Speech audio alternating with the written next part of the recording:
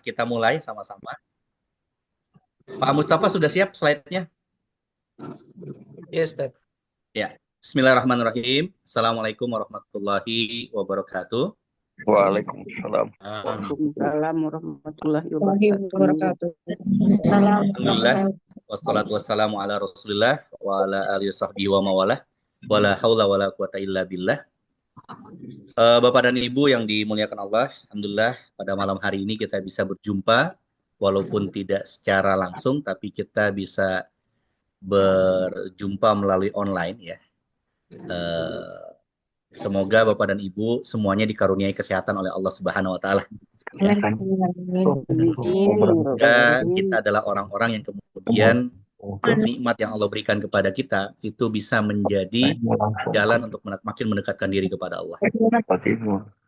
Salawat dan salam semoga selalu tercurah kepada junjungan kita, Nabi besar, kecintaan kita, Nabi Muhammad Sallallahu Alaihi Wasallam, Nabi yang kita rindukan, Nabi yang kita berharap semoga Allah memberikan syafaat beliau kepada kita, dan semoga kita akan diberjumpakan dengan beliau di surga yang penuh dengan kenikmatan. Ya. Amin, amin. Bapak dan Ibu, gimana kabarnya? Alhamdulillah ya. Alhamdulillah baik. Alhamdulillah baik semuanya. Baik, ini mohon maaf ini agak tertunda acara kita ya karena kemarin qadarullah ya. Ini memang salah satu hikmah Allah. Harusnya tahun ini saya mendampingi jamaah haji, tapi qadarullah ternyata visanya tidak keluar. Ya. Dan ternyata tidak keluarnya visa itu bagian dari hikmah Allah kepada saya juga. Kenapa? Karena di hari tasik ternyata saya sakit usus buntu dan harus dioperasi. Oh, saya nggak membayangkan kalau seandainya saya lagi membimbing jamaah tiba-tiba sakit gitu. Makanya ini adalah hikmah Allah ya. Segalanya harus kita syukuri. Baik, Bapak dan Ibu yang dimuliakan Allah, pada malam hari ini saya akan menjelaskan tentang rute, tentang informasi yang lengkap mengenai Eropa ya. Karena banyak sekali pertanyaan ke CS kita ya. Ada pertanyaan, bisa nggak kita bikin negaranya banyak, kota mana saja yang kita kunjungi ya, tanggal berapa kita berangkat. Ya, terus kemudian ada juga pertanyaan, bisa nggak digabungkan dengan umroh? Nah, ada banyak pertanyaan itu, maka kemudian insya Allah pada pertemuan malam ini saya coba menjelaskan itu semua. Ya kalau nanti ada yang terlupa, tolong nanti Bapak dan Ibu bisa menajamkan lagi pada saat di forum tanya jawab. Baik Bapak dan Ibu yang dimuliakan Allah, yang pertama adalah ketika kita ingin berwisata ke satu negara ya, ke suatu tempat, apalagi ini explore Eropa 8 negara ya, kita harus mempertimbangkan 3 hal. Ya, silakan slide-nya Pak Mustafa. Ya, kita harus mempertimbangkan 3 hal. Yang pertama adalah lama waktu, ya, lama waktunya. Makanya kalau hari ini kita lihat kadang-kadang di sosmed ya, ada orang jualan paket Eropa. Wah, kok bisa murah banget nih, gitu. Tolong lihat berapa malam dia menginap. Dan berapa malam dia menginap di Swiss, berapa malam dia menginap di Italia, karena itu adalah yang paling mahal, gitu. Nah, banyak orang, ini harganya kok murah banget nih. Sementara setelah kita lihat 8 malam doang atau 9 malam doang, gitu ya. Nah, itu juga harus kita pertimbangkan. Kenapa? Karena untuk menyusuri banyak negara dengan waktu yang sedikit, itu juga jadi tantangan, gitu ya. Ya, jadi tantangan tersendiri. Ya, jadi itu yang perlu dipertimbangkan. Makanya di Luna Amanah itu kita memiliki menawarkan 2 paket sebenarnya. Paket 11 hari sama paket 14 hari.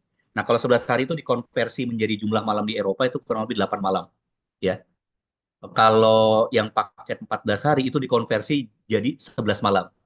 Saya pribadi, saya prefer dari semua perjalanan yang saya dampingi, ya, kita sudah punya perjalanan singkat 8 hari sama punya perjalanan 11 malam ya, atau 14 hari, itu jauh sekali tingkat kepuasannya. Orang yang jumlah malamnya lebih banyak, ya. Ya. Karena apa? Karena dengan jumlah malam yang lebih banyak, kita lebih puas untuk mengeksplor satu tempat, gitu. Ya, jadi itu yang jadi perhatian kita. Nah, makanya ketika kita lihat misalnya, kok ada sih travel misalnya harganya sekian. Cek dulu di itinerary dia ada berapa malam. Seperti kemarin saya sempat baca ada satu travel harganya dahsyat banget. Ketika dia menampilkan itinerary dia ternyata 8 malam atau 9 malam gitu ya. Nah, kalau 9 malam dibandingkan dengan kita 11 malam, itu hitungan per hari itu kan kurang lebih sekitar 2 juta. Artinya dengan harga dia kalau mau apple to apple dengan kita itu harus ditambahkan lagi sekitar 4 juta misalnya. Yang kedua adalah rute perjalanan ya. Rute perjalanan yang paling baik itu adalah pada saat kita landing di barat, selesainya di timur. Dalam hal ini misalnya kita landingnya di Perancis ya, terus kemudian kita pulangnya di Italia atau sebaliknya, kita landing di Italia dan kita pulangnya di Perancis. Itu adalah rute yang terbaik ya.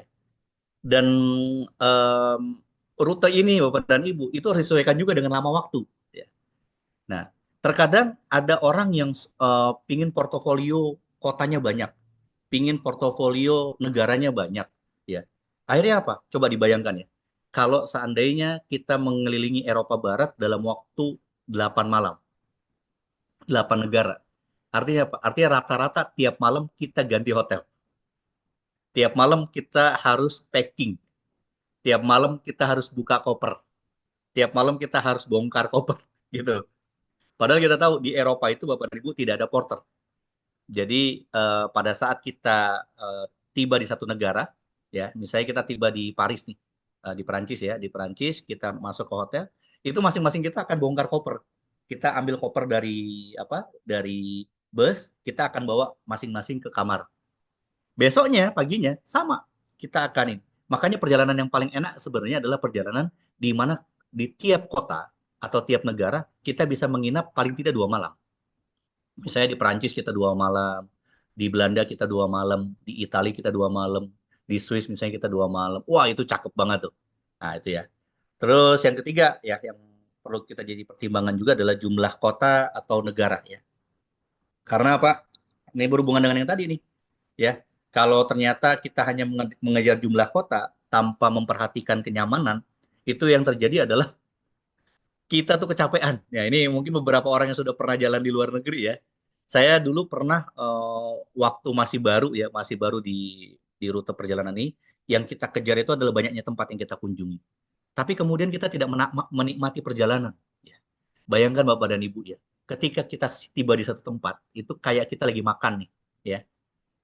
Kalau kita makan itu tidak ngunyah, ya, sama kemudian kita meresapi setiap suapan, meresapi tiap digigitan, menikmati tiap kelezatan. Itulah cara kita menikmati kota-kota di Eropa. Ya, bayangkan kita tiba di Amsterdam, baru sampai tiba-tiba, ayo 5 menit lagi kita selesai, gitu ya. Nah itu nggak nyaman sekali. Makanya ini perlu kita perhatikan. Makanya di malam ini Bapak dan Ibu, karena ini kan sebagian sudah ada yang mendaftar, mungkin nanti kita akan coba apa namanya mengarahkan Bapak dan Ibu yang mana kira-kira pilihan rute yang terbaik yang berdasarkan pengalaman kami ya. Berdasarkan pengalaman kami, rute terbaik yang membuat jamaah senang ya. Dan kita betul-betul bisa mengeksplor dan menikmati tiap negara yang kita kunjungi.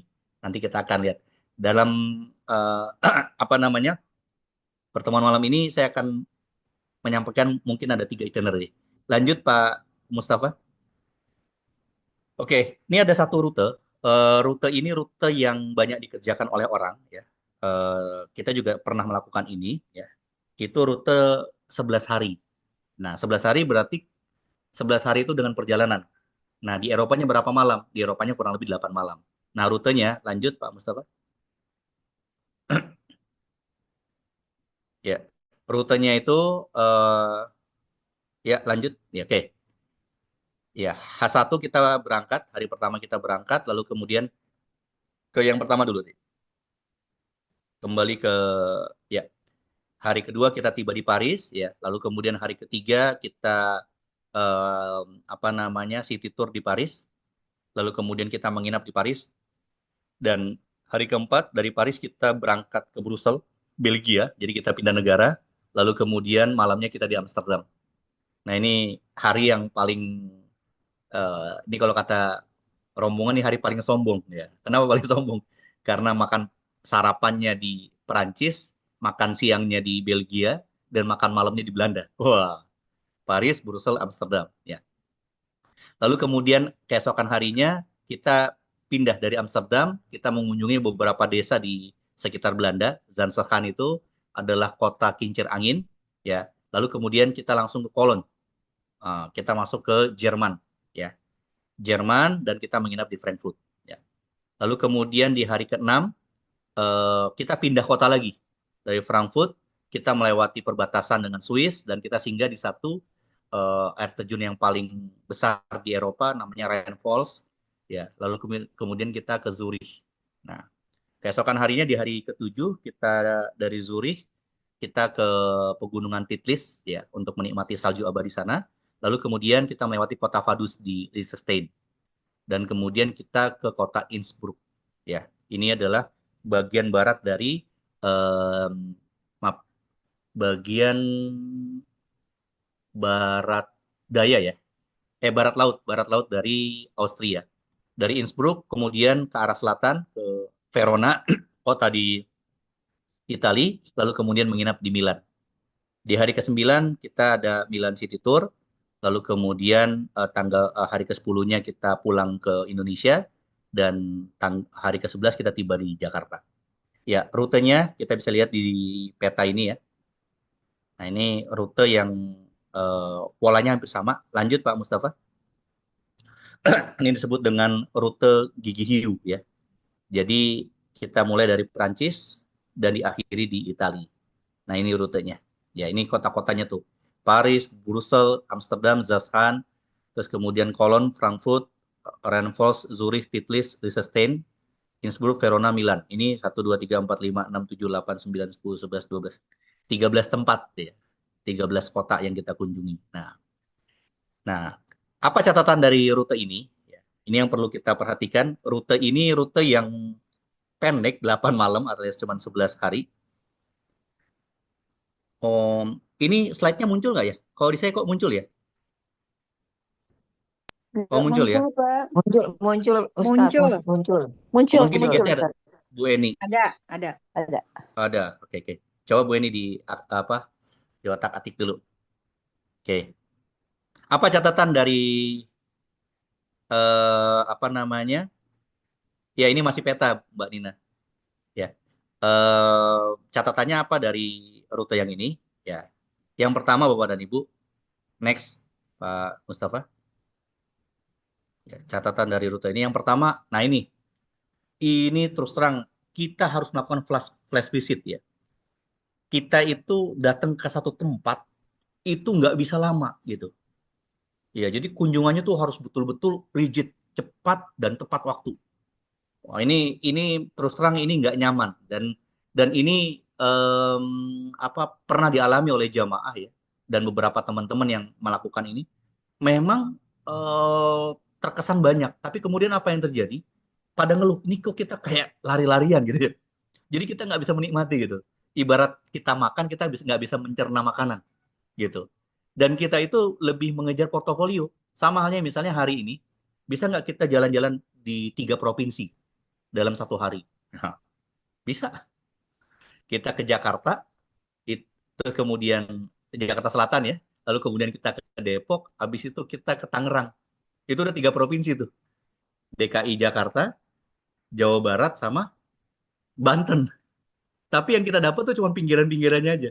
Ya, bukan bagian inti dari negara tersebut gitu. Nah, makanya kekurangannya itu. Jadi pendek sekali waktunya. Yang kedua, kita harus pindah hotel tiap malam. Bayangkan tuh, setiap malam kita harus turunkan koper, tiap pagi kita harus naikkan koper, dan tiap hari kita harus packing barang-barang kita, gitu. Dan ini pengalaman saya, ini banyak orang yang tidak bisa menikmati perjalanan, ya, tidak bisa menikmati perjalanan. Makanya kalau saran saya, Bapak dan Ibu, kemarin memang kita sempat buat paket yang 11 hari. Memang kita buat paket 11 hari itu untuk menunjukkan juga kepada calon peserta itu, kita juga bisa bikin paket yang murah dengan harga yang sama. Cuman ya kondisinya seperti itu, gitu. Gitu. Kita sengaja memang sudah berapa tahun ini kita nggak ambil paket itu karena kita tahu yang kita kejar adalah kenyamanan wisata bagi peserta kita. Belum lagi Bapak dan Ibu, di Luna Amanah ini kita punya tag lainnya itu adalah Muslim Tour. Ya, jadi Eropa Barat itu tetap harus kita nikmati sebagai seorang traveler Muslim. Makanya hampir di setiap tempat, setiap kota itu kita singgah di masjidnya. Nah, sehingga mau nggak mau kita harus menyesuaikan apa namanya, menyediakan satu waktu yang agak luang untuk bisa singgah di masjid, gitu. Nah, makanya kita nggak bisa menggunakan eh, apa namanya banyak rute seperti ini. Baik, lanjut, Mustafa. Ya, nah ini rute kedua. Nah, ini favorit kedua saya ya. Rutenya dia 8 negara, 14 hari, 11 malam. Ya, ya. Apa itinerary-nya? Ini itinerary singkatnya kurang lebih. Hari pertama kita berangkat, ya. Oh, keesokan harinya kita sudah tiba di Paris. Lalu kemudian hari ketiga kita Paris City Tour. Lalu kemudian hari keempat kita dari Paris ke Brussels ke Amsterdam seperti yang tadi, ya. Ini hari pertama sampai hari keempat sama. Bedanya hari kelima. Hari kelima itu kalau yang tadi kita langsung pindah ke Jerman. Kalau di sini kita di Amsterdam nginap 2 malam. Jadi kita di Amsterdam, kita ke Zaanstad, lalu kemudian kita ke kota kota pelabuhan Volendam, di mana di situ banyak sekali foto-foto ala noni Belanda ya, gitu. Lalu kemudian keesokan harinya baru kita menyeberang dari Amsterdam kita ke Cologne, baru kita ke Frankfurt, ya. Lalu kemudian, nah ini lumayan nih perjalanan di hari ketujuh sampai Venice ini adalah perjalanan yang cukup jauh karena kita akan pindah ke mana? Ke Austria. Jadi dari Frankfurt kita singgah di Munich, lalu kemudian kita singgah di Salzburg, dan kita akan tiba di satu kota kecil di bagian selatan Austria namanya Gosau. Ya, jadi 4 kota dalam satu hari. Lalu kemudian em, hari ke-8 ya kita dari Gosau pagi-pagi kita ke Hallstatt. Ya, Hallstatt ini salah satu tempat destinasi yang keren ya. Lalu kemudian kita ke Innsbruck dan kita ke Zurich. Besoknya kita ke Montitlys dan Luzern, ya. Lalu kemudian hari ke-10 kita dari Luzern kita pindah ke Liechtenstein, ke kota Vaduz, baru kemudian kita ke Venice. Nah, Venice kita lanjutkan ke Milan dan keesokan harinya kita Milan City Tour dan hari ke-13 kita pulang. Rutenya, ya, next. Ini saya jelaskan secara singkat ya untuk itinerary. Nah, ini rutenya. Jadi memang kekurangan rute ini ya karena kita mau mengambil Salzburg dan Hallstatt itu pada saat kita tiba di apa di selatan kita harus memutar dulu ya, kita harus memutar dulu ya. Ini rutenya. Nah, kotanya lebih banyak tapi dia punya karakteristik yang kurang lebih sama dengan yang tadi. Memang malamnya lebih banyak, 11 malam, tapi kotanya juga lebih banyak. Sehingga apa yang terjadi? Ya sama, kita harus flash visit lagi. Ya, lanjut. Ya, nah ini apa? Oh ya, saya jelaskan dulu itinerary-nya ya. Jadi kita akan mengunjungi 8 kota ya, dan kita akan mengunjungi beberapa landmark yang ada di sana ya. Seperti kalau di Perancis ada Eiffel, Louvre, Champs-Élysées, terus kemudian Arc de Triomphe, Plaza de la Concorde, des Invalides, Benelux dan seterusnya. Di Belgia kita akan singgah di Royal Palace, lalu kemudian Atomium, ya, Mannequin Peace, dan kita singgah di toko coklat. Walaupun ini nggak lama ya, ini paling kita habiskan waktu kurang lebih sekitar 2 jam di situ. Lalu kemudian di Belanda kita akan ke Amsterdam Central, Damrak, Zaanstad, lalu kemudian Volendam. Dan kalau memungkinkan kita ke Fatih-Moske. Ini perjalanan kita yang terakhir, kita sulit ke Fatih-Moske ya, karena betul-betul strike sekarang nggak bisa masuk bus ya, jadi agak sulit tadi. Jadi ini tentatif kita di Fatih-Moske. Kalau di Prancis, insya Allah kita bisa ke masjidnya. Di Brussels juga kita bisa ke masjidnya. Tapi untuk di Belanda, kemarin perjalanan kita yang terakhir agak sulit ya. Di Jerman kita akan datang ke Cologne ya. Kita akan ke Cologne Katedral dan kalau memungkinkan rutenya kita akan melewati Telkom Tower ya. Kita akan juga ke Frankfurt Romer ya. Lalu di Frankfurt Romer itu ada banyak bangunan, ada bangunan Saint Nicholas, ada Goethe Haus ya. Dan juga ini kalau mungkin kan di Jerman ini juga kita akan singgah di Munich. Ya, mungkin di Munich itu karena waktu kita tidak banyak, kita akan singgah di Allianz Area untuk foto stop dan di Marienplatz. Oke, di Swiss kita akan ke Montitlys by Cable Car. Nah, ini bulan Oktober nih, mudah-mudahan bulan yang bagus nih. Kenapa? Karena di Monti Tlis itu di bawahnya nggak ada saljunya. Tapi indahnya luar biasa, khas pegunungan Swiss ya. Jadi desa Engelberg yang sangat indah, sementara di atasnya ada salju, salju abadi. Jadi makanya paling enak sebenarnya ke Eropa itu pas bukan musim dingin, tapi harus ke Swiss. Kenapa? Karena kita bisa dapat saljunya kalau kita naik ke pegunungan Alpen, sementara di bawahnya kita bisa menikmati alam pegunungan khas kaki pegunungan Alpen. Ya, kita juga akan ke Keppel Bridge di Luzern ya. Ini tempat Syahrini waktu bulan madu dulu ya. Lalu kemudian di sana bagi penyuka jam kita bisa ke Casa Grande atau Bucharest ya. Nah di Itali kita akan singgah di dua kota ya, Venice dan kemudian Milan.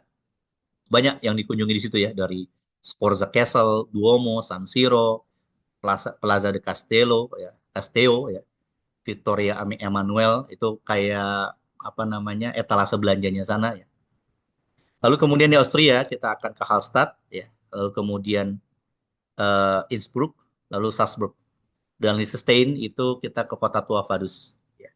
Lanjut, ini highlightnya kita akan bahas per negara ya. Nah ini hari pertama kita berangkat, kita berkumpul dan kita biasanya akan menggunakan maskapai Timur Tengah dan akan transit di kota itu. Misalnya kalau kita pakai Qatar, kita akan transit di Doha. Kalau kita pakai Etihad, kita akan transit di Abu Dhabi. Kalau kita pakai Emirates, kita transit di Dubai. Kalau kita pakai Saudi, kita akan transit di Jeddah atau di Riyadh. Ya, lanjut. Hari kedua biasanya kita sudah tiba. Kita tiba di Paris. Ya, biasanya sih kita tiba kalau pakai Saudi kita tiba jam 2 ya. Sehingga biasanya kita masih bisa sempat menyempatkan diri ke Arc de Triomphe. Ya.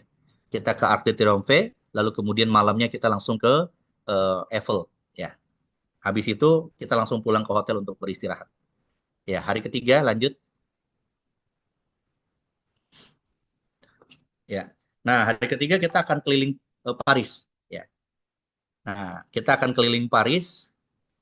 eh, kita akan apa namanya melakukan apa ya wisata belanja sekaligus juga wisata tempat-tempat yang bersejarah dan wisata foto.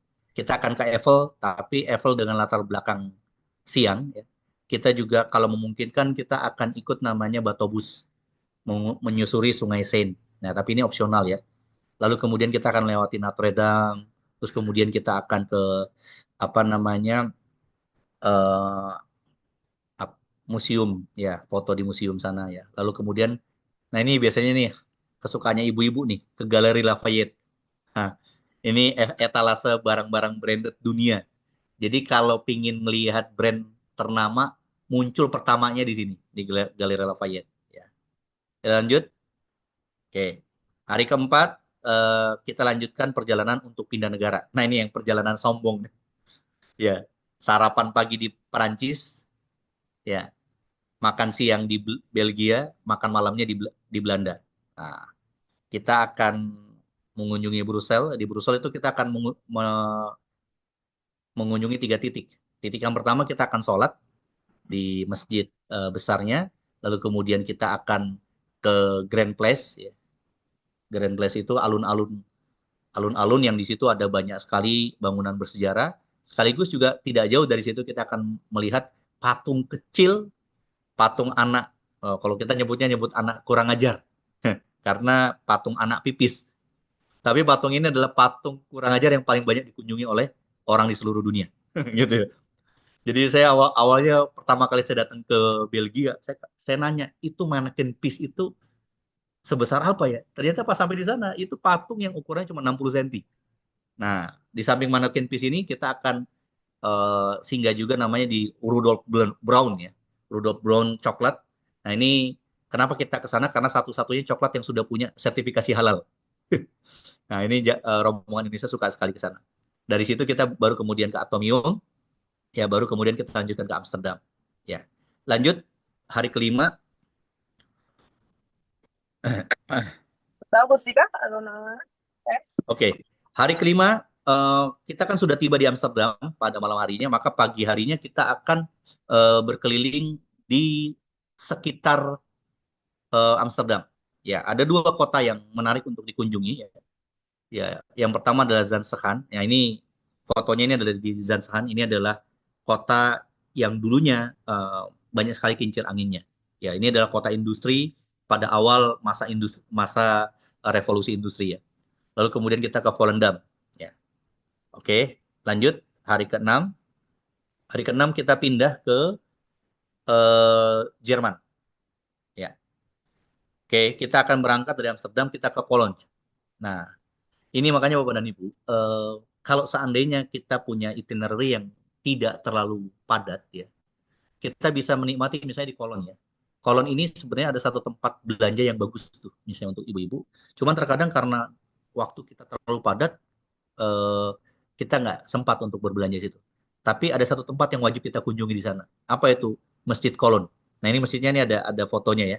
Ini masjid yang paling bagus di Eropa saat ini karena dibangun dengan desain futuristik dan ini melambangkan kejayaan kaum muslimin di sana. Ya, oke. Lalu kemudian kita juga bisa foto di Kolon Katedral, ya. Lalu di jembatan Hohenzollern, ya. Lalu setelah itu kita ke Frankfurt. Di Frankfurt itu ada satu daerah yang merupakan alun-alun kota tua dan ada satu jembatan namanya jembatan Saint Nicholas, ya. Nah, itu kita ke sana baru kemudian kita menginap. Oke, ini di Jerman. Lanjut. Hari ketujuh ya. Nah, ini itinerary ini yang saya agak kurang suka, tapi terkadang banyak juga orang minta gitu ya. Karena banyak ada perjalanan yang cukup panjang ya dan kemudian banyak tempat yang dikunjungi. Jadi kita dari Frankfurt kita harus ke Munich, lalu kemudian kita ke Salzburg, lalu kemudian kita ke Gosau. Kenapa kita harus sampai di Gosau? Karena besoknya kita harus ke Hallstatt gitu loh. Nah, ini kita nyebrang dari Jerman, kita nyebrang ke Austria ya. Nah, di Jerman kita sempat ke Munich, di Munich kita ke alun-alun, tapi sebentar sekali. Di alun-alun paling kita foto satu dua kali, baru kemudian kalau memungkinkan kita foto lagi di Allianz Arena, lalu kemudian kita langsung ke Salzburg. Salzburg kita langsung cari apa namanya kota tuanya, ya, kota tua yang bergaya barok di sana, dan di situ adalah tempat kelahiran Mozart, ya. Baru kemudian kita langsung berangkat ke Gosau untuk istirahat. Ya, keesokan harinya di hari ke-8 lanjut, ya Pak Mustafa. Oke, dari Gosau kita ke Hallstatt. Nah, sayang yang nggak ditampilkan di gambar Hallstatt. Hallstatt itu salah satu destinasi yang menjadi wishlist ya. Jadi para orang-orang yang pingin datang ke Austria tuh pingin banget ke Hallstatt ya. Ya, lalu kemudian dari Hallstatt kita langsung ke Innsbruck. Nah, Innsbruck, nah ini Innsbruck nih. Ya, ini kota Innsbruck, gambarnya seperti ini. Ya, lalu kemudian kita ke Zurich. Ya, di Zurich kalau memungkinkan kita akan ke kota tua, ya. Tapi kalau waktunya nggak cukup, kita langsung bermalam. Lanjut, di hari ke-9,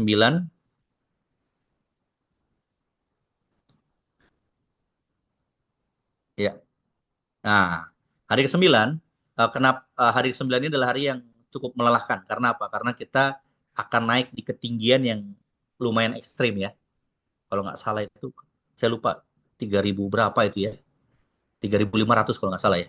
Saya lupa ketinggiannya. Dan kita akan apa namanya menggunakan kabel kar yang berputar. Nah ini kabel kar yang ini, Bapak dan Ibu ya. Ini enaknya kita tidak perlu ngetek tempat karena dia akan berputar. Jadi kita bisa melihat panorama 360 derajat ya. Ya. Lalu kemudian setelah Titlis kita langsung ke Luzern. Ya, di Luzern ini adalah kota kecil di dekat Engelberg dan di situ kita bisa mengunjungi Danau Luzern, kita bisa mengunjungi Keppel Bridge dan kita juga bisa berwisata di kotanya. Oke, lanjut di hari ke-10. Oke, hari ke-10 kita dari Luzern, kita ke bagian timur dulu. Kita akan singgah di satu kota kecil, satu negara kecil di Eropa namanya Liechtenstein. Negara yang terletak di tengah-tengah antara Swiss, Austria, dan Italia. Ya. Nah, kita akan jalan-jalan di kota tua Vaduz, lalu kemudian kita langsung ke Venice dan menginap di Venice. Gitu. Lanjut, hari ke-11, ya, kok malah mundur? Oke, hari ke-11 kita akan ke Venice Island. Ya, kita akan mengunjungi beberapa landmark bersejarah sana seperti Piazza San Marco, Doge Palace, ya. Lalu kemudian tempat-tempat yang lainnya. Ya. Lalu kemudian dari situ kita akan berangkat lagi. Nah, kalau memungkinkan kita langsung ke Serravalle. Serravalle ini tempat belanjanya ibu-ibu ya. Biasanya em, mereka suka sekali di Serravalle ini. Lalu kemudian malam harinya kita bermalam di Milan. Oke, hari ke-12 lanjut. Hari ke-12 adalah waktu kita untuk menjadi Milanisti. Kenapa? Karena kita akan mengunjungi kota Milan. Kita akan berkeliling di Milan, diawali dengan mengunjungi stadion kebanggaan mereka yaitu San Siro. Ya. Sayang terakhir kali kita ke sana di San Siro itu sedang ada pertandingan. Jadi keesokan harinya itu ada pertandingan Liga Champion kalau nggak salah ya. Akhirnya kita nggak bisa masuk. Nah, ini sayang banget ya. Makanya, aduh perlu datang lagi tuh ya. Nah, ini kita bisa wisata di sana di dalam. Ya, tapi ini optional tour ya. Ini optional tour. Jadi kita bisa wisata stadion, kita bisa ngelihat markas dua tim hebat sekaligus. Markas AC Milan sekaligus Inter Milan. Dari situ kita bisa ke Sforza Castle ya. Kita menikmati kastil abad pertengahan, lalu kemudian Duomo Katedral yang letaknya pas di depan Galeri Vittorio yang merupakan galeri Lafayette-nya Itali ya, gitu. Lanjut. Nah, di hari ke-13 kita sudah persiapan pulang ya. Dan di hari ke-14 kita kembali ke Jakarta. Sudah tiba di Jakarta. Oke. Apa catatan dari perjalanan ini? Ya, di rute kedua ini adalah rute rute favorit kedua saya. Ya. Tapi ada catatannya. Yang pertama adalah lanjut Pak Mustafa. Ya, lanjut. Oke. Ada tambahan destinasi. Yang menarik adalah ini kelebihannya ya. Yang menarik adalah adanya Hallstatt dan Salzburg. Ini kota indah banget ya. Tapi kekurangannya masih sama dengan yang tadi. Ini kita harus flash visit. Bayangkan ada satu hari ya di hari ke-7 sama hari ke-8 kita harus mengunjungi 4 kota dalam satu hari. Gitu. Kenapa kita harus itu? Karena kita ini mengunjungi Austria, bukan Austria pinggiran, tapi langsung kita Austrianya sudah mulai agak ke timur gitu. Karena kita harus ke Hallstatt dan kita harus pindah hotel tiap malam. Nah, ini terus terang saya itu termasuk orang yang tidak suka pindah hotel tiap malam. Kenapa? Karena saya tahu peserta juga nggak suka pindah hotel tiap malam. Karena tiap harus packing dulu ya. Nah, kita hanya akan nginap 2 malam itu di 3 tempat. Di Paris pada saat tiba, di Amsterdam, sama nanti di Milan gitu. Nah, ini sama juga sebagian orang kurang bisa menikmati perjalanan. Tapi ini juga opsi ya, artinya orang-orang bisa lakukan ini dan ini juga menarik selama kita siap ya. Gitu. Lanjut Pak Mustafa. Nah, ini opsi yang ketiga, rute yang ketiga. Rute ini adalah rute favorit saya. Dan rute ini kemarin kita lakukan ya, di bulan apa kemarin itu ya? Bulan apa yang terakhir itu ya? Di musim Januari ya. Di Januari kita lakukan Januari. rute. Iya, Januari kita lakukan dan alhamdulillah rombongan saya itu begitu puas, begitu menikmati perjalanan. em, apa namanya dan alhamdulillah sampai pulang itu tidak ada satupun yang sakit. Ya, mungkin Pak Idris ingat ya perjalanan kita sebelumnya itu pas kita pulang banyak yang sakit ya. Tapi di rute yang ketiga ini kemarin kita coba selama 11 malam mengunjungi malah kemarin nggak 7 negara, kita cuma ke 6 negara. Ya, kita cuma mengunjungi 6 negara: Perancis, Belgia, Belanda, Jerman, Swiss sama Itali. Liechtenstein kita nggak masukin ya. Cuma 6 negara itu mereka betul-betul menikmati ya. Bahkan ada beberapa tempat yang kita bisa bisa waktu bebasnya agak lama. Bayangkan kita sampai di Frankfurt, karena kita tibanya di Frankfurt tidak terlalu malam, akhirnya sebagian orang ada yang minta waktu bebas untuk belanja di kota Frankfurt. Terus kemudian di Amsterdam, Di Amsterdam itu kita punya waktu bebas tuh berapa jam tuh. Akhirnya dipakai, ada yang ngopi-ngopi di kafe-kafe sana, ada yang nyobain makanan khas khas Turki gitu ya. Ada yang juga belanja di apa di toko apa sih namanya? Kok saya jadi lupa sih. Primark. Ya, Primark itu kayak Ramayananya Belanda gitu. Nah, terus sampai di mana? Sampai di Venice juga. Venice yang biasanya kita cuma 2 jam 3 jam. Kemarin itu kita di Venice tuh hampir setengah hari. Waduh nih, mat. Kita sampai nyobain beberapa tempat tuh untuk apa? Untuk nyoba makanan halal. Kita kemudian nyobain eh, apa namanya gondolanya, terus kemudian kita jalan-jalan juga sampai di San Marco dan seterusnya. Nah ini rute favorit saya, tapi Bapak dan Ibu bisa lihat. Oke, silakan. Rute ini Bapak dan Ibu. Nah ini, kenapa ini yang menarik? Pertama, kita menginap di tiap negara hampir tiap negara 2 hari, ya, 2 malam ya. Di Paris bahkan kita 3 malam, ya. Kita menginap di malam tuh di Paris tuh 3 malam, gitu. Kalau yang perjalanan terakhir kita di Amsterdam yang 3 malam, di Parisnya 2 malam. Tapi yang grup ini rencananya nanti kita lihat juga kalau ternyata animo orang yang mau ke Disneyland, Disneyland itu banyak, mungkin kita akan bikin 3 malam di Parisnya, gitu. Nah, tambahannya apa dibandingkan rute yang tadi? Kita ada 1 hari itu khusus shopping. Jadi di Paris itu Bapak dan Ibu ada satu tempat namanya Marne-la-Vallée. Marne-la-Vallée itu adalah satu desa ya, tapi desanya dalam tanda kutip desa ini desa brand. Jadi desa itu ada rumah dan rumah-rumah itu ada brand-brand gitu. Di situ ada Gucci, di situ ada apa namanya ya merek-merek terkenal lah, saya nggak hafal itu ya. Ada dari mulai sepatu, baju, ini. Makanya kadang-kadang kalau orang yang suka belanja itu dari pagi sampai sore juga nggak cukup itu waktunya, gitu.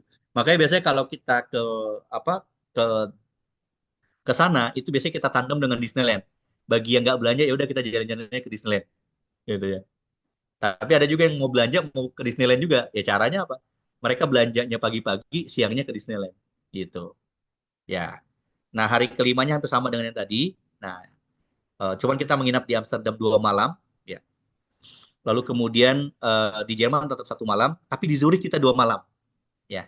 Di Zurich kita 2 malam. Jadi ada 4 negara kita 2 malam.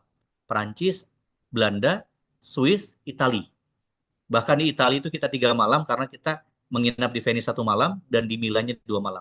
Nah ini perjalanan yang kemarin saya rasakan eh, jamaah cukup menikmati ya, peserta cukup menikmati. Di Milan juga kita punya waktu yang banyak. Apalagi nanti tanggal bulan 10 ini adalah musim gugur di mana tidak terlalu dingin. Kalau kemarin itu kadang-kadang kita kedinginan di luar. Kalau yang sekarang nanti insya Allah bulan bulan 10 itu musim dingin, musim gugur, sehingga kita tidak terlalu kedinginan di luar. Oke, rutenya apa saja? Ya, lanjut. Nah, ini rutenya lebih sederhana dibandingkan yang tadi ya. Tempatnya juga dikunjungi nggak banyak, tapi kita bisa menikmati tempat ini. Ya, kita bisa berlama-lama di Paris. Ya, kita bisa apa namanya menikmati waktu di Belanda. Kita bisa menikmati kota tua Zurich dengan lebih baik lagi dan seperti itu. Baik, lanjut. Nah, highlightnya kurang lebih hampir sama, cuman kita nggak ada Austria saja, ya. Bedanya apa? Bedanya kita di Perancis kita ada Disneyland dan Marne-la-Vallée, ya. Lalu kemudian hampir di setiap kota kecuali Belgia ya. Belgia karena kita harus berangkat ke Belanda, tetap harus buru-buru di Belgianya. Tapi di tempat-tempat yang lain kita relatif lebih santai. Ini lebih ke arah kualitasnya, kualitas wisatanya lebih enak ya. Pada saat di Venice kita bisa hampir setengah hari kita ada di Venice-nya seperti itu. Baik, lanjut. Rutenya hampir sama, ya. Nah, ini rutenya hampir sama hari next. Hari pertama berangkat, ya. Hari kedua kita tiba di Paris, sama, ya. Hari ketiga city tour, ya. Next, ya. Hari keempat, nah ini bedanya di sini. Kita ada Marne-la-Vallée atau Disneyland. Bapak dan Ibu yang masih muda, saran saya coba Disneyland-nya Paris. Karena Disneyland-nya tuh keren banget ya. Keren dan sangat safety ya, sangat safe. Jadi dan tematik. Jadi bukan hanya sekedar wisata adrenalin, tapi ada temanya. Misalnya kita mencoba satu wahana, wahana tuh ada temanya, gitu. Nah, ini yang paling favorit. Kalau saya terus terang paling favorit tuh roller coaster indoornya sama apa namanya rumah hantunya. Karena rumah hantunya keren banget ya, gitu ya. Oke, lanjut. Day 5 itu kita ke apa namanya Brussels dan Belanda Belanda. Lanjut. Ini sama dengan itinerary sebelumnya. Cuman bedanya kita punya waktu lebih lama di Amsterdam. Ya, jadi ada waktu bebas di Amsterdam. Ya, lanjut. Ya, hari ketujuh. Nah, kita ke Frankfurt. Ya, lanjut. Ini hampir sama dengan rute yang tadi. Bedanya di hari ke-8. Nah, di hari ke-8, kalau yang tadi itu kita nggak sempat ke Rhine Falls. Nah, ini kita sempat ke Rhine Falls. Rhine Falls itu adalah air terjun air terjun paling besar di Eropa. Ya, itu bagus sekali. Apalagi nanti bulan 10 itu kita bisa naik kapal di sekitar situ. Ya, itu pengalaman yang asik juga tuh. Ya, lanjut. Dan enaknya di Zurich kita punya waktu yang agak lama. Ya, karena kita tidak ke Austria. Ya, kalau hari ke-9 sama kita ke Montitlys dan kita akan sempatkan waktu juga di ke Luzern ya, kota abad pertengahan di Luzern. Ini sama dengan yang tadi. Ya, lanjut. Ini lebih nggak keburu-buru aja sih sebenarnya. Hari ke-10 sama, kita ke Vaduz juga di Liechtenstein. Hari ke-11 lanjut, kita wisata di Venice di hari ke-11 insya Allah. Lalu kemudian lanjut di hari ke-12 kita wisata di Milan. Dan di hari ke-13 kita pulang. Nah, jadi rute yang ketiga ini rute yang lebih santai, lebih menikmati perjalanan. Oke, lanjut Pak Mustafa. Ya, lanjut. Oke, di next dulu nih. Oke, nah ini kelebihannya dia lebih santai, lalu kemudian kita tidak pindah hotel. Dan ini terus terang, ini sangat-sangat apa ya, membuat peserta senang. Kenapa? Karena nggak tiap malam harus bongkar bongkar muat koper gitu ya. Ini bagi yang sudah pernah jalan-jalan Eropa tahu tuh pengalamannya naik turunin koper tuh gimana tuh ininya tuh. Gitu. Dan kita hampir tiap ada 4 negara kita nginap 2 malam, jadi lebih menikmati perjalanan saja. Baik, Bapak dan Ibu, ini rutenya dari perjalanan kita. Ya, ada beberapa hal juga yang ingin saya jelaskan eh, karena sebagian jamaah ada yang bertanya, walaupun sudah jelaskan tetap nanya juga ya. Ya, lanjut, Pak Mustafa. Dari paket yang kemarin kita rilis ya, dari paket yang kita rilis itu apa aja sih include dan exclude-nya? Nah, ini pertanyaan yang sering kali tanyakan. Yang pertama adalah yang sudah include. Jadi kemarin kita rilis dua harga ya. Harga 24 sekian ya, 24 sekian juta itu untuk yang 11 hari atau 8 malam dan harga yang 27 sekian untuk yang 14 apa namanya? 14 hari 11 malam kurang lebih. Nah, oke, include-nya apa aja? Yang pertama adalah tiket PP kelas ekonomi, ya berangkat dari Jakarta. Lalu kemudian hotel Eropa bintang 3 twin share. Biasanya ada juga yang request triple. Ya, ya. Nanti pertanyaan kita kumpulkan ya. Oke, Pak Setiawan, Insya Allah. Oke, lalu kemudian transportasi bis AC, ya. Lalu kemudian tur sesuai dengan program, bagasi 23 kilo satu pieces, ya. Nah, ini biasanya kalau kita pakai maskapai Saudi ya. Kalau pakai Emirates biasanya 25 kilo. Ya. Handling Airport Jakarta dan guide atau tour leader dari Indonesia. Insya Allah nanti saya yang akan mendampingi di bulan 10 ini. Apa saja exclude-nya? Ya. Exclude-nya next. Ya, yang pertama adalah visa Schengen. Ini di luar paket. Nah, dan ini perlu dipahami oleh Bapak dan Ibu sekalian. Visa ini bukan otoritas travel. Ya. Beda dengan visa-visa yang lain seperti visa umroh, visa Schengen ini agak rumit. Makanya nanti ketika kita sudah punya grup dan kita sudah beli tiket, maka kita akan sama-sama akan ada satu Zoom lagi untuk membahas khusus visa Schengen. Dan Bapak dan Ibu nanti akan ada PIC di Luna Amana yang akan membantu pembuatan visa Schengen Bapak dan Ibu sekalian. Gitu. Nah, visa Schengen itu dibuatnya di Jakarta, ya. Dan alhamdulillah sekarang sudah ada satu terobosan. Ternyata provider Schengen, ya, pihak ketiga Schengen namanya PFS, itu sudah bisa dibawa ke Makassar. Ya, memang harganya dibandingkan kita ngurus di Jakarta itu lebih mahal kalau kita panggil petugasnya ke Makassar. Tapi kelebihannya apa? Kita nggak keluar ongkos untuk tiket pulang pergi. Ya, kita nggak keluar ongkos pulang pergi. Itu. Dan kalau dihitung-hitung ongkos pulang perginya itu lebih mahal dibandingkan biaya visanya. Lalu kemudian asuransi. Nah, asuransi ini kalau bisa saingan itu kurang lebih sekitar 3,7 juta ya. Kalau kita ngurusnya di Jakarta. Tapi kalau ngurus di Makassar tuh kurang lebih sekitar 4,7 apa 5,7 saya lupa. Lalu kemudian ada asuransi ya. Ya. Lalu kemudian ada international tips. Nah, ini international tips ini biasanya sekitar 5 sampai 8 dolar. Untuk 11 hari perjalanan kita harus menyiapkan kurang lebih sekitar 1,7 juta ya untuk international tips. Nah, 3 poin di atas ini sifatnya wajib harus dibayar karena ini berkaitan dengan regulasi yang berlaku di wisata sana. Lalu kemudian tiket domestik, karena kita berangkatnya dari Jakarta, maka tiket dari Makassar itu menjadi tanggungan masing-masing. Lalu kemudian optional tour. Di hampir setiap negara tuh punya optional tour. Seperti misalnya nanti di Perancis ada namanya Bateau Bus Tour. Ya, kita naik kapal, ya kapal yang biasanya atapnya itu transparan, yang kita bisa mengunjungi banyak destinasi ya. Kita melewati Sungai Seine, sungai yang paling besar di Paris. Atau kemudian di Belanda tuh ada Canal Tour. Atau kemudian di Titlis itu ada cable car itu. Atau nanti di Venice kita mau naik gondola, naik perahu. Atau nanti misalnya di Milan kita mau apa namanya wisata stadion. Ya, itu semuanya optional tour. Lalu kemudian makan siang dan makan malam. Ya. Karena kita apa namanya ingin agar perjalanan kita itu lebih tepat waktu, ya, dan kemudian lebih hemat, maka kemudian makan siang dan makan malam itu kita siapkan masing-masing, ya. Nih nanti akan ada pertemuan khusus nih, ya.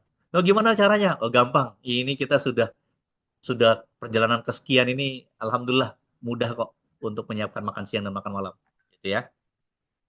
Lalu kemudian pengeluaran pengeluaran pribadi lainnya, misalnya apa namanya? eh, seperti ya kita mau belanja itu ya kan pribadi tuh atau kemudian kita pingin laundry gitu ya atau kita misalnya pada saat kita ke Louvre Museum ya misalnya ya kalau waktunya cukup sampai di Louvre Museum biasanya kan kita cuma foto-foto tiba-tiba ada yang penasaran saya pingin banget lihat lukisannya Mona Lisa pingin masuk tuh ke museum maka harus bayar cuman kami tidak sarankan karena Louvre Museum itu antriannya itu bisa berjam-jam jadi kalau mau ke sana tuh harus nyiapkan waktu 1 hari gitu ya. Nah, itu yang exclude. Ya, lanjut. Ya. Oke, sekarang pertanyaannya, Bapak dan Ibu lebih baik mana urus visa di Jakarta atau di Makassar? Saran saya, bagi orang yang tinggalnya di Makassar, lebih baik urus visanya di Makassar aja. Ya, ya. Bagi yang karena kebetulan mayoritas rombongan kita itu di Makassar ya. Jadi kalau untuk rombongan Makassar lebih baik ngurusnya di Makassar. Tapi untuk Makassar ini agar bisa mengundang orang PFS itu minimal 15 sampai 20 orang gitu. Tapi bagi yang lain mau nggak mau harus ke Jakarta ya atau ke Bali. Jadi ada beberapa tempat. Bedanya kalau di Jakarta itu akan ada pendampingan dari tim kita. Kalau di Bali kita nggak bisa dampingi karena kita nggak punya orang di sana. Seperti itu. Nah ini mengenai visanya. Oke lanjut Bapak dan Ibu. Eh, Pak Mustafa. Oke. Sekarang ada pertanyaan. Bisa nggak kita lanjutkan umroh? Ya, jawabannya bisa, insya Allah. Dan ini sudah kita lakukan di tahun 2023 ya. 2023 itu kita habis Eropa Barat kita langsung umroh. Hanya saja kita tidak bisa umroh dulu. Kita mau nggak mau berarti harus tur dulu ya. Kita harus tur dulu, baru kemudian kita umroh ya. Nanti kita ambil mikotnya di Jufa ya. Tapi yang perlu diperhatikan bagasinya harus menyesuaikan. Kenapa? Karena kita harus nyiapkan space juga untuk apa? Untuk persiapan umroh. Tapi kalau mau opsional umroh dan didampingi itu minimal harus 10 orang, gitu ya. Harus ada 10 orang yang mau berangkat umroh. Kalau tahun 2023 itu apa yang berangkat umroh itu nanti saya dampingi. Sementara karena ini cuma pulang dan pulang itu biasanya gampang, rombongan yang lain bisa pulang, langsung pulang ke Indonesia, gitu. Ya, lanjut. Oke, untuk opsional umroh berapa biayanya? Eh, Nanti saya akan cek lagi ya. Tapi Mustafa ada slide ini nggak ya? Ada flyer umroh kita yang tahun 2024 nggak ya? Yang umroh plus Eropa. Ya, tunggu, Ya, Ustaz, saya cari. oke. Nah, untuk umroh itu kalau nggak salah itu biayanya sekitar kalau sama perjalanan Eropa Barat itu sekitar 50-an ya. 50 jutaan ya. Jadi sudah ada umrohnya. Sementara untuk umrohnya itu kita 4 malam di Mekah, 3 malam di Madinah, lalu kemudian hotel di Mekahnya kita menggunakan hotel bintang 4 seperti Anjum, lalu kemudian di Madinahnya itu kita menggunakan hotel apa namanya seperti Odis ya. Hotelnya juga dekat juga masih ring satu. Nah ini ya, nah ini 57,5. Tapi insya Allah ini masih bisa kurang lah. Kalau jamaah ada yang mau, ini masih bisa kurang sekitar 5 jutaan lagi insya Allah. Sekitar 52-an gitu. Ini untuk paket umroh. Ya, jadi kita berangkat ke Eropa Barat dulu, baru kemudian kita umroh. Baik Bapak dan Ibu, kayaknya sudah terlalu lama nih ya saya bicara gitu. Mungkin kalau ada yang mau tanya jawab, silahkan. Ada yang mau apa namanya, ada yang terlupa saya jelaskan. Saya buka eh, forum tanya jawab ya untuk sesi pertama. Silakan. Apa sudah jelas nih? Nah, tadi pas kayaknya sudah ada yang nanya ya di melalui chat ya. Oh, oh ini. Oh ya, Pak Setiawan tadi nanya ya. Pak Ahmad Setiawan. Oke. Untuk pengurusan visa bagaimana? Nah, untuk pengurusan visa tadi ada dua opsi ya, bisa ngurus visa di Jakarta Pernah Anda dibunyikan. atau urus visa di Makassar. Tapi saran saya untuk rombongan yang dari Makassar lebih baik di Makassar. Karena secara biaya jauh lebih murah. Kenapa? Karena nggak ada tiket pesawat. Ya, kita nggak pakai tiket pesawat gitu. Nah, untuk biaya visa di Makassar berapa? Saya harus ngecek lagi yang terbaru dan ini juga sangat tergantung juga dengan jumlah aplikan. Ya, jadi makin Ditanya yang ditanyakan. jumlah aplikan Iya, itu dia tapi makin jadi mahal opsinya biayanya. yang mana Kalau nih? nggak salah Tolong kemarin tolong. Heeh. yang terakhir itu Oh, saya sih mau kita ambil yang ngurus ini 14. untuk 20 orang itu harganya sekitar 5 juta ya, 5 jutaan ya. Dia selisihnya dengan Jakarta sekitar 2 juta ya harga visanya. Tapi kita sudah nggak keluar biaya hotel sama nggak keluar biaya tiket pesawat pulang pergi. Jadi lebih murah gitu. Oke. Nah, ini pertanyaan dari Bu Sri Nur Hidayah. Ke kalau kalau plus umroh total total berapa hari dengan Eropa? Jadi kalau di Eropa itu kurang lebih kan empat apa namanya 11 malam. Umroh itu 7 malam, berarti 18 malam ya. Ditambah lagi dengan perjalanan. Jadi kurang lebih sekitar 20 hari gitu. Oke. Saya baca chat dulu ya. Baik. Kalau urus di Jakarta berapa Ustadz? Nanti ada yang bantu nggak? Untuk di Jakarta tenang aja Pak Ahmad. Insya Allah ada yang bantu. Kita ada tim di Jakarta, tapi nanti kita akan bikin janji temu, ya. Kita akan bikin janji janji temunya. Biasanya kalau jadwalnya lumayan longgar, makanya Bapak dan Ibu, setelah ini saya mohon tolong nanti akan di follow up sama admin. Kalau ada yang ingin finalisasi, kita paling nggak minggu ini kita sudah harus bikin grup untuk keberangkatan. Kenapa? Karena yang susah sekarang adalah bikin janji temu. Janji temu visa itu agak susah, kecuali kita tarik orang PFS-nya ke Makassar. Tapi kalau kita mau ke Jakarta, kita mau bikin janji temu, tuh terkadang jadwalnya penuh sampai 2 bulan ke depan.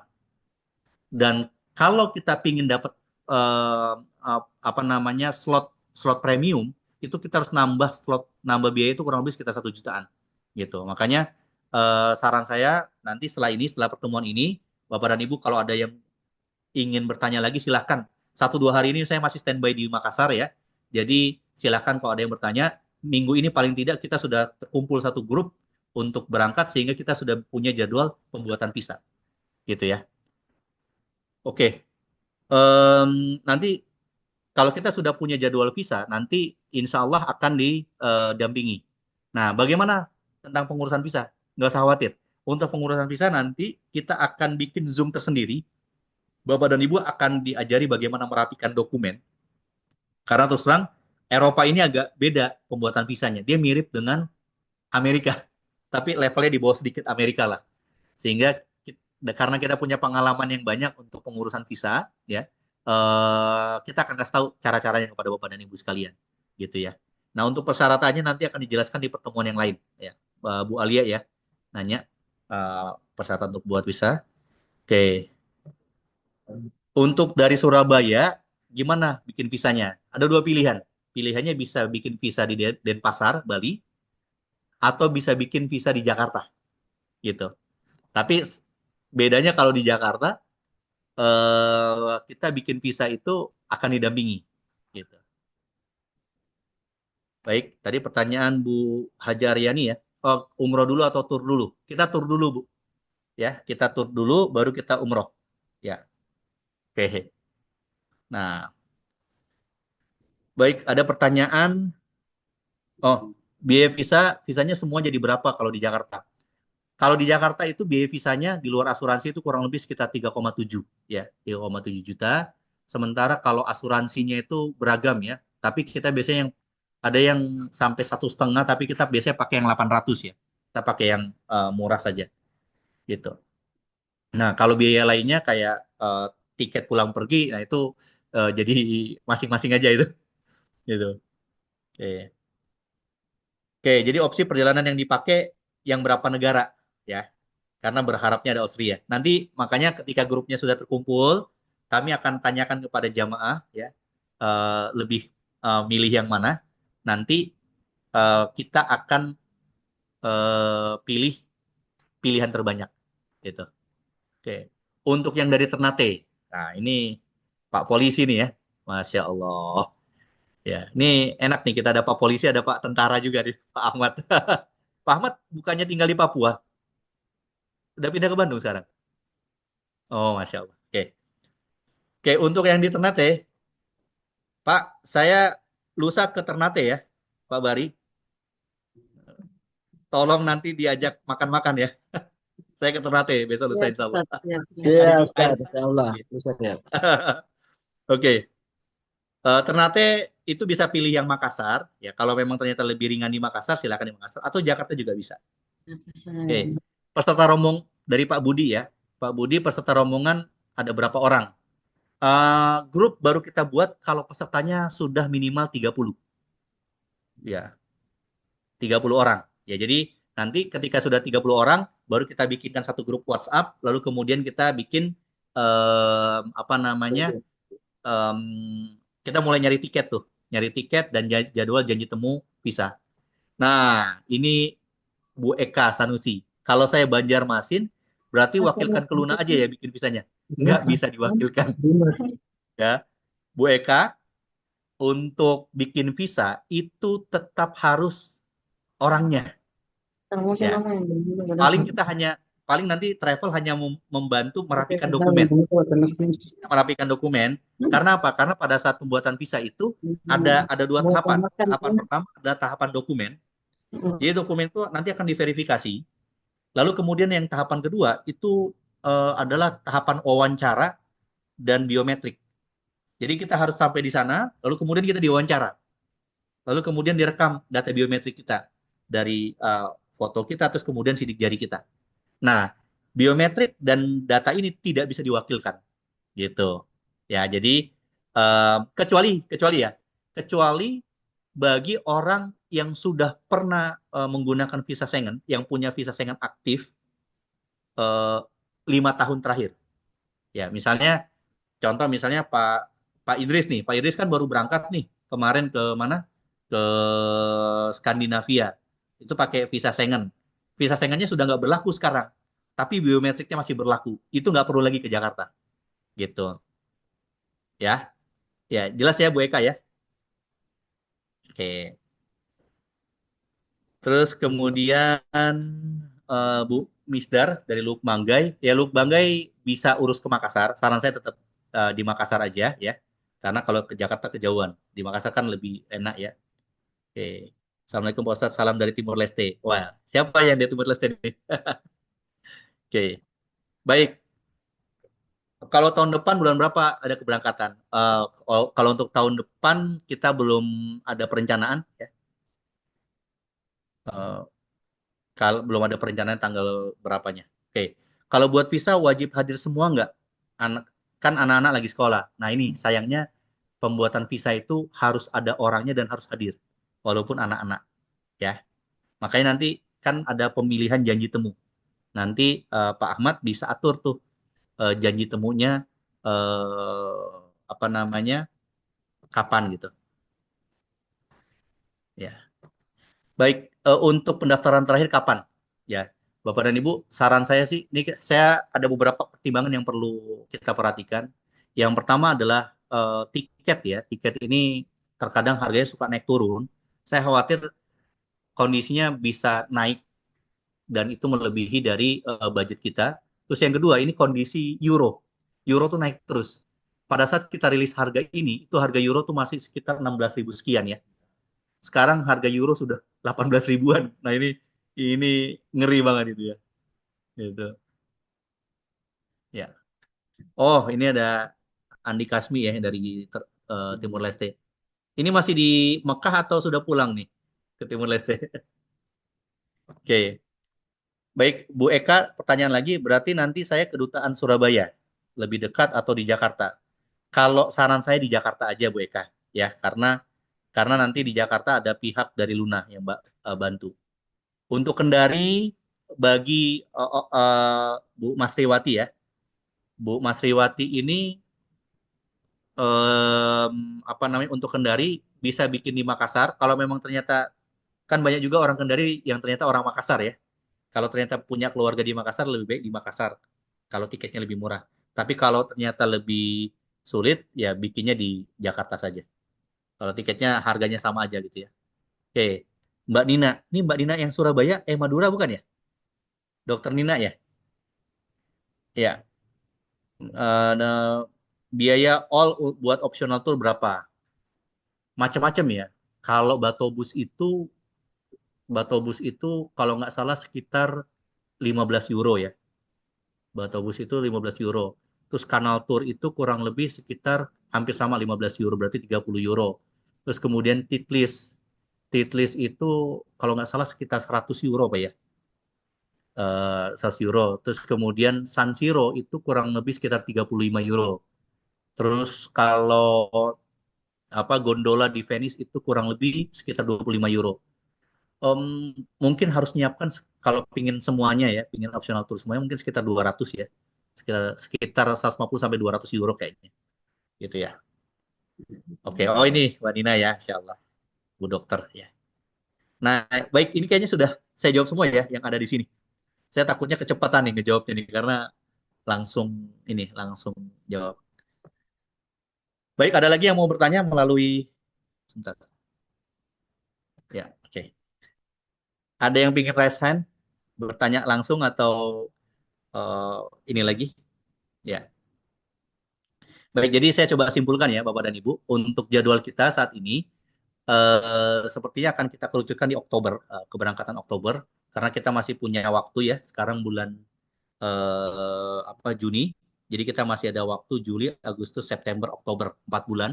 Nah, sehingga 4 bulan ini kita bisa bikin janji temu, ya, janji temu visa, ya. Terus kemudian kalau saya pribadi, saya arahkan dan saya juga apa namanya lebih memilih yang 14 hari atau yang 11 malam ya. Untuk opsinya apakah opsi yang kedua atau opsi ketiga nanti admin CS akan menghubungi para pendaftar milihnya yang mana gitu ya. Seperti itu ya. Baik, mungkin itu saja atau ada lagi yang mau ditanyakan sebelum saya tutup. Silahkan.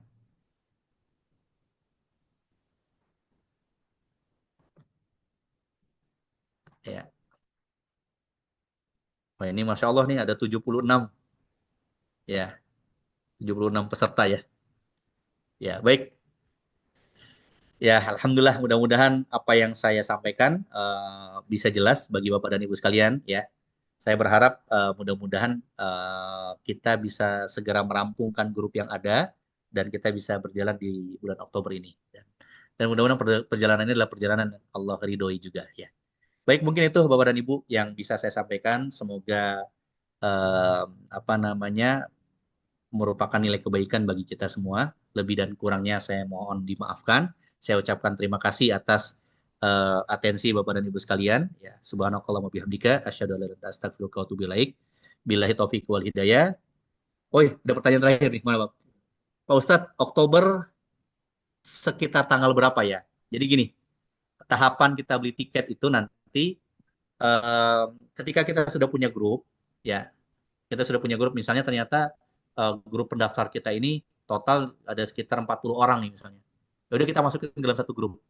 Lalu kemudian nanti tim tiketing kita akan cari tiket-tiket, tiket-tiket yang ada, lalu kemudian nanti kita floorkan lagi ke peserta. Ini ada yang tersedia nih tanggal sekian, tanggal sekian, tanggal sekian. Ya, ada yang menghindari tanggal tertentu nggak? Nah, ternyata ada konsensus, oh ini kayaknya bagusnya di akhir bulan nih. Ya sudah, kita bikin di akhir bulan. Seperti itu. Ya. Baik, mungkin itu ya Bapak dan Ibu ya. Di sini sudah ya. Untuk info lebih lanjut Bapak dan Ibu bisa hubungi admin ya. Admin nomornya 0811 441109. Saya ulangi 0811 441109. Bagi yang ingin nelpon saya langsung juga boleh. Ya, saya tuliskan nomor telepon saya ya.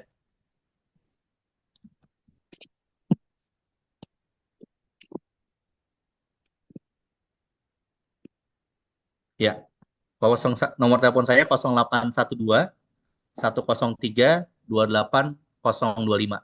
Ya. Jadi bisa juga nelpon saya, bisa juga menghubungi admin ya eh, untuk pertanyaan lebih lanjut. Nah, ini ada pertanyaan mau tanya untuk plus umrohnya ada. Ya, ada. Tadi udah saya jelasin ya. Mungkin nggak dari awal ya. Ya, untuk plus umrohnya ada tadi kita untuk plus umroh total jadi 20 hari ya. Ya, seperti itu. Baik, mungkin itu Bapak dan Ibu yang dimuliakan Allah. Eh, kita tutup pertemuan kita malam hari ini. Lebih dan kurangnya saya mohon maaf dan kami ucapkan terima kasih kepada Bapak dan Ibu sekalian. Subhanakallahumma wa bihamdika asyhadu an la ilaha illa anta astaghfiruka wa atubu ilaik. Billahi taufiq wal hidayah. Assalamualaikum warahmatullahi wabarakatuh.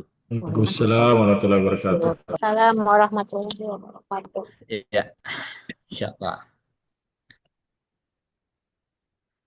Ya, nanti silakan lewat telepon ya melalui admin selanjutnya. Ya, saya pamit dulu semuanya. Ustaz, terima kasih. Ya, assalamualaikum. Waalaikumsalam. Salam.